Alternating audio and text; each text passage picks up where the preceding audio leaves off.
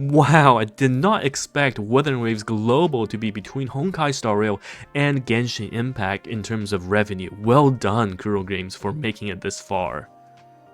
Hey everyone, TimaeuSS here, and welcome to another Wuthering Waves video, or rather a gacha gaming video, because today we'll take a look at the breakdown for June 2024's gacha gaming revenue. And let me tell you, this is actually amazing because, when Wuthering Waves came out, it had a ton of issues, especially with localization and optimization. Now, it's not to say that these issues are no longer present, but the version 1.1 has definitely shown us that Kuro Games is heading towards the right direction. So in this video, let's break down the revenue spreads and take a look at the monthly, as they call it, the monthly PvP between the games as well as the player base. But honestly, I think, the most important thing is that you want to enjoy the game you play, right? It's about you having fun, so you should focus on yourself. But rather, this is more of a guide to see how your game is doing, and if you're at the very bottom of the list, you should probably be worried because potentially end of service is coming and your games will no longer be active. But if you're in the upper half, or at least the top 80%, you're good to go. So again, it's about your enjoyment and you should be focusing on yourself. Alright, so let's get things started. Now, to start things off, this revenue of course will also include our CM bros. So you can see at the very top, Honkai Star Rail and Genshin Impact, doing so well. As always, these two games by Hoyoverse are absolutely top tier quality, and followed by their respective versions in global. But now, this time, we've got a contender right in between. Wuthering Waves from the global side is actually netting 29 million in the month of June, which is, very impressive. Now, this does include the Yingling banner revenue and a bit of the Jingxi banner revenue as well. As we know, these two top tier waifus definitely brought in some cash. And you can see the global version was 29 million, but also the CN version here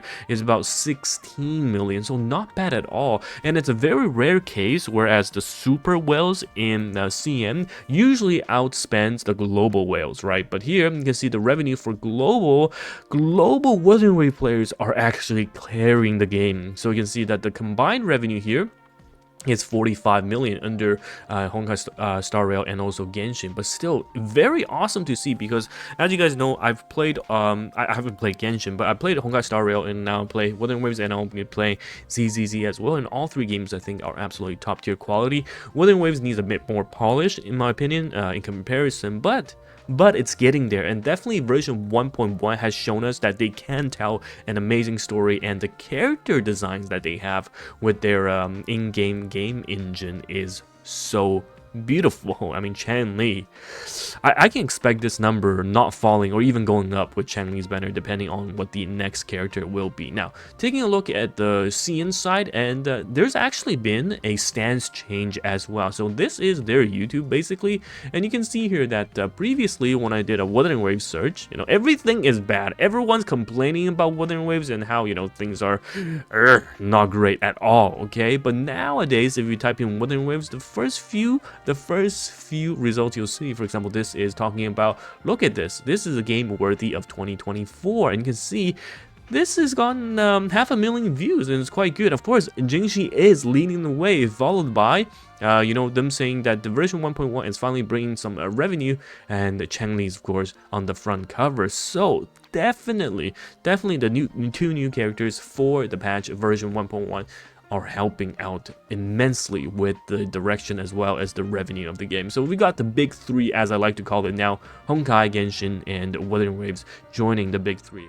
Now, with Wuthering Waves Global being such a huge success, there are a couple of things I definitely want to happen. Well, first of all, please find a good localization team. I mean, you can see Global is hard carrying the revenue at the moment, right? Please treat Global players as a first-rate citizen at this point. We want official and professional localization teams to help us translate and make the game a bit easier to understand, because all the terminologies in-game are already insane. The amount of different terms and jargon just makes everything so convoluted and confusing. On top of that, better optimization, and of course more events and skins. That's right, I know that PGR has some insane skins. And you can see from the fan creation contest, look at this, summer outfits for our beloved Jingxi, Changli, and Sanhua. I mean, please, you've got this opportunity here. But I would say the first and foremost thing to address definitely for Wuthering Waves right now is more interaction from the developers with the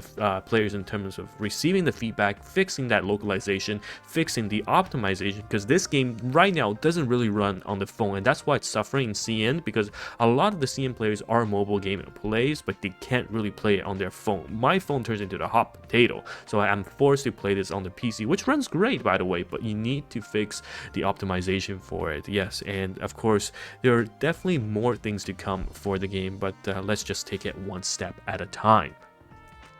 Looking at some other games, of course, I played a lot of them, so let's just take a deep dive into the rest and see what is happening. And of course, if you play these games and know what's going on with the revenue increases or drops, let me know in the comments down below. So I won't talk about the Naruto or the Love and Deep Space, because those are CN games that I don't play, but they are raking in money, alright?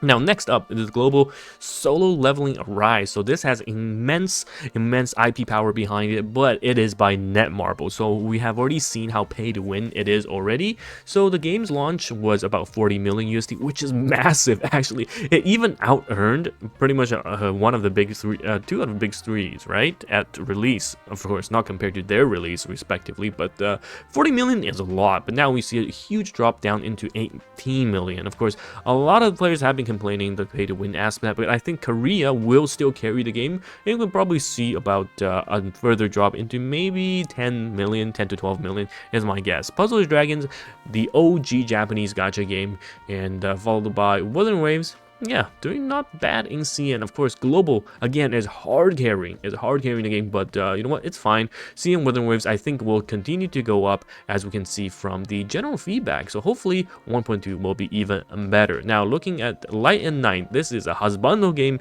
and I don't play that unfortunately, so we'll skip right ahead with some of the more OG Japanese side gacha games: Monster Strike, Gakuen Idol Master, an idol game, and Dragon Ball Legends from the global side. So these are famous IPs, and Uma Musume is now raking 13 million, a bit lower in comparison to its previous income back in the days, but still global is gonna come for Uma Musume if you are not aware, and it will be published by Cygames, so none of that Crunchyroll BS, and I hope and I suspect that it will be doing quite well. Now looking at the next one, we have Fate Grand Order. Yeah, it's always doing really well in Japan, but now for my Nikkei viewers, 11 million for the month of June. This is, I think, the lowest revenue for Nikkei since release. That's right, last month we've received Clay into Bunny Soda and then Bunny Alice. Honestly, Clay is pretty much useless, alright? You won't see her anywhere. The designs are absolutely beautiful, but Shift Up keep releasing these beautifully designed characters that just have no place in any content, and that is a problem.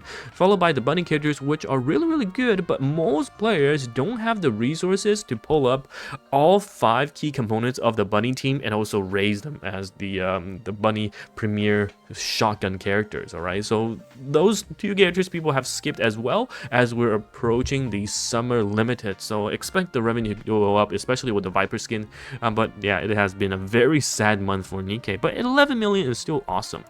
And Summon Words is below that, a game that after how many years I don't even know, is still doing fantastic. Followed by Jujutsu Kaisen Phantom Parade. This is actually a game that has been doing really well and very stable, and I expect the game to be coming to global in the coming months as well, and I have more information on that once it happens. Next we've got Arknights. What a huge drop from 35 million, but I think that's because we went from some sort of anniversary or something down into the usual revenue amount. Now AFK Journey has now gone from 12 to 7 million, and I know a lot of people spend on the PC client for AFK Journey, which is understandable and a discount there, but you know what, AFK Journey does have a decent significant drop comparison to the previous month, and this is due to the seasonal aspect of things not being well received amongst the players, and hopefully they can turn this around, because Right now, for a game being AFK, it's not being super AFK nor free-to-play friendly, so we'll have to see. But AFK Journey is also getting released in CN, I believe in August, so they probably will make some bank there. Followed by Reverse 1999 in CN, so you can see we have a huge drop, but we're heading into 2.0 for Reverse 1999, so that number will go up. And followed by some IP games in Japan, Dragon Ball Z, Heaven Prince Red, Blue Archive. Oh, Blue Archive did drop from 6 to 4 million, and then Hatsune Miku. Everything else I don't really play. It's good to see some familiar names though, like the Slideshow Memento Mori still raking in 3 million, and the Epic 7 always at 3 million. Snowbreak Coomer Zone. Now, this game has done insanely well, and we're approaching the anniversary for the game alongside the CN as well as global. They're now pretty much at the same timeline, and we went from 5.5 million to 2.75 million. This is more of a relaxing chill patch before the anniversary, and the anniversary for Snowbreak has been crazy with regards to the promotional video they have showcased. There's literally a pole dance video from one of the characters. So anyhow, we'll have to see, right, how the anniversary fares.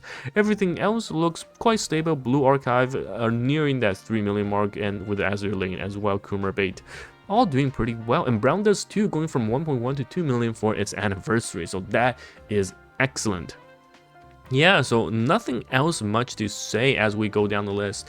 And one game I do want to point out though is let's see if we go lower and lower. Some games, yes, there we go.